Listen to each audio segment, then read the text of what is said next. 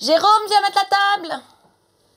Chez Jérôme et Manon, quand il s'agit de mettre la table, pas de couvert, ni d'assiette.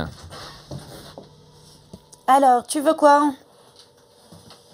Merguez frites, rôti aux échalotes, pâte à la carbonara ou des moules?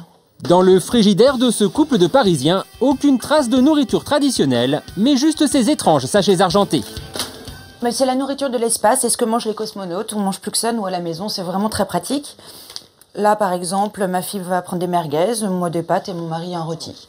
On n'a plus besoin de cuisiner, en fait, donc c'est super. Avant, par exemple, j'avais un four, et je m'en suis débarrassée, ce qui fait que c'est un gain de place aussi. J'ai pu mettre la litière de mon chat. Étonnant, mais vous avez peut-être devant vous la nourriture du futur. Pas besoin de chauffer, le plat est prêt à consommer. À l'origine, ces sachets ont été mis au point pour les missions spatiales. Depuis peu, ils sont commercialisés pour le grand public. À table! Les Girard font partie des premiers Français à oser consommer cette nourriture de l'espace, une alimentation qu'ils ont découvert un peu par hasard. En fait, on a des copains qui sont partis visiter la NASA cet été, qui nous ont ramené quelques échantillons qu'ils ont achetés sur place. On a trouvé ça génial à la maison. On mange plus que ça depuis. Tout le monde adore. Non, pas moi. Allez Lily, termine. Je viens de te dire. Termine ta merguez frites, s'il te plaît. Je viens de te dire, j'aime pas. C'est sûr, pour Lily, ça la change des soirées pizza avec ses copines, mais sa famille a opté pour de bon pour cette nouvelle forme d'alimentation. Moi, je dois avouer que j'étais un peu sceptique, c'est clair. Et voilà, j'ai goûté une fois et puis c'est excellent, tout simplement. Cette nourriture, Michel Lédry la connaît bien. Et pour cause, le voici il y a 10 ans à bord de la station Mir. À son actif, 4 séjours dans l'espace, au cours duquel il a assisté à l'évolution de la nourriture spatiale. Quand j'étais sur la station Mir, là, on mangeait que des choses en poudre. Sous forme de poudre, ça n'avait aucun goût. C'était régalé, voilà. Mélangée à de l'eau, cette poudre était au départ le plat quotidien des spationautes. Mais les scientifiques ont pris conscience de l'importance du goût sur le moral des équipes, d'où la création de ces sachets. Moi, ça ne m'étonne pas que ça devienne un produit grand public, quoi, parce que c'est pratique, c'est vite, il n'y a pas de préparation. Le procédé est simple, exemple avec le poulet rôti. On prend un poulet classique, on le réduit en bouillie puis en poudre, on rajoute des gélifiants et des conservateurs et le tour est joué.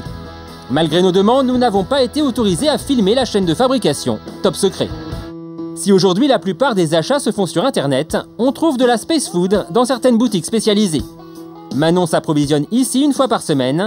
Stéphane, le gérant, a ouvert à Paris la première boutique spécialisée. Et la Space Food, il y croit.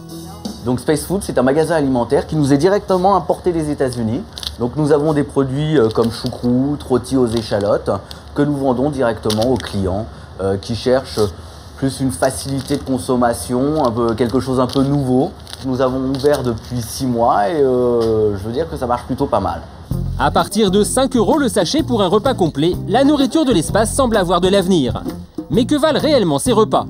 Un célèbre nutritionniste a accepté de goûter pour nous le rôti aux échalotes. Je vais voir ce que ça donne. En termes de texture, on voit que c'est un produit assez visqueux. Ça a une couleur marron, ça ressemble en fait quasiment, c'est vrai, à la couleur d'un jus de rôti. Mais bon, c'est quand même pas appétissant, hein.